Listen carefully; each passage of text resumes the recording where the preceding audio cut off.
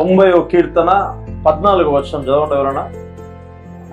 ఉదయమున నీ కృపతో మమ్మును తృప్తిపరచుము, అప్పుడు మేము మా దినములన్నీ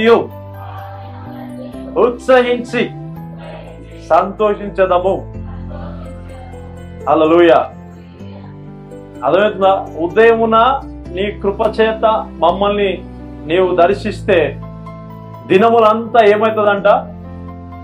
సంతోషంగా ఉంటాయంట, ఆనందంగా ఉంటాయంట.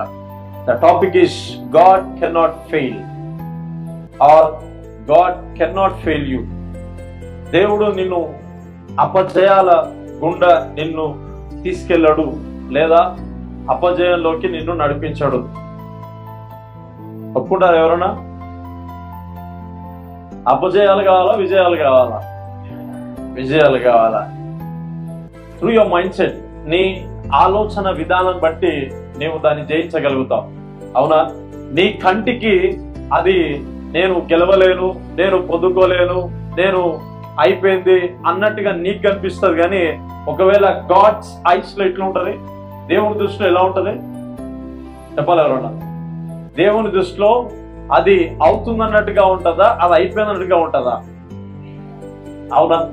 అదే నీ దృష్టిలోకి మన దృష్టిలోకి వస్తే ఎట్లుంటది అంటే, ఇది అయిపోలేదు, ఇది అవ్వట్లేదు, ఇది పొందుకోవట్లేదు, ఇది జరగట్లేదు అని నువ్వు ఆలోచిస్తావు. అదే దేవుని దృష్టిలోకి పోతే ఇది ఎప్పుడో అయిపోయింది, ఇది ఎప్పుడో ముగించిన. అవునా? దేవుడు అంట ఆయన ముగించి ఆయన ఆరంభిస్తాడంట. అర్థమైందా? ఆయన స్టార్ట్ చేయడంట, ఆయన ముగించి ఆరంభిస్తాడంట. అవునా? ఒక ఇంజనీర్ దగ్గరికి వెళ్తే మా ఇల్లు కట్టాలా అని ఒక ప్లాన్ అడిగామనుకోండి, ప్లాన్ వేస్తాడు. అవునా? 2 రోజులు 3 రోజుల సమయం తీసుకొని ప్లాన్ వేసేస్తాడు. ప్లాన్ వేసి ఇచ్చిన తర్వాత అవునా ఇంజనీర్ గారు కొంచెం వచ్చి మీరు కొంచెం సైట్ కూడా చూడాలి అని అంటే అతను వచ్చి చూస్తూ ఉంటాడు. ఇంజనీర్ దృష్టిలో అది కట్టబడుతుందా, ఆల్రెడీ కట్టబడిందా, అది అవుతుందా, అది అయిపోయిందా, ఇంట్లోకి వస్తాడా, వచ్చేసిందా? అర్థమవుతుందా? అంటే నీవు కూడా ఎట్లా చూడాలంటే, దీన్ని నేను ఎప్పుడో జయించనా, దీన్ని ఎప్పుడో నేను పొందుకున్నా, నేను ఫెయిల్యూర్ ని చూడలేను. నా జాబ్ లో, నా కుటుంబంలో, నా ఆర్థిక విషయంలో, అవునా, నా చదువులో, వాటెవర్ ఏ జర్నీ గుండా నేను వెళ్తున్నో ఆ జర్నీలో నేను అపజయాన్ని యాక్సెప్ట్ చెయ్యను, నేను ఒప్పుదల చెయ్యను అని అన్నట్టుగా నీ ఉన్నట్టయితే you will see great things. Hallelujah. నిజంగా ఇంత గొప్ప దేవుని కలిగి కూడా మనము కొన్ని అపజయాలు కూడా వెళ్తున్నామంటే దానికి గల కారణం దేవుడు కాదు. ఎవరు? Your mind set. అవునా?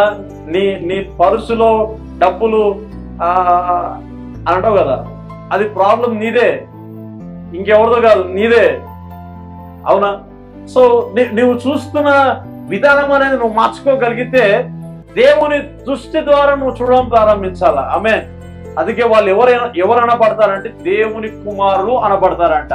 దేవుని కుమారులు అంటే దేవుని లాగా ప్రవర్తించువారు, దేవుని ఆలోచన కలిగి ఉండవాలంట. దేవునికి స్తోత్రం. Hallelujah. So God can not fail you. ఎందుకంటే దేవుడు ఎప్పుడు ఫెయిల్ కాదు. ఆమేన్. కొంచెంలో మిస్ అయిపోయింది అని దేవుడు ఎప్పుడు అన్నాడా? ఎవ్రీథింగ్ ఒక ప్లాన్, ఒక ప్రాసెస్ గుండా ప్రభు తీసుకెళ్తాడు.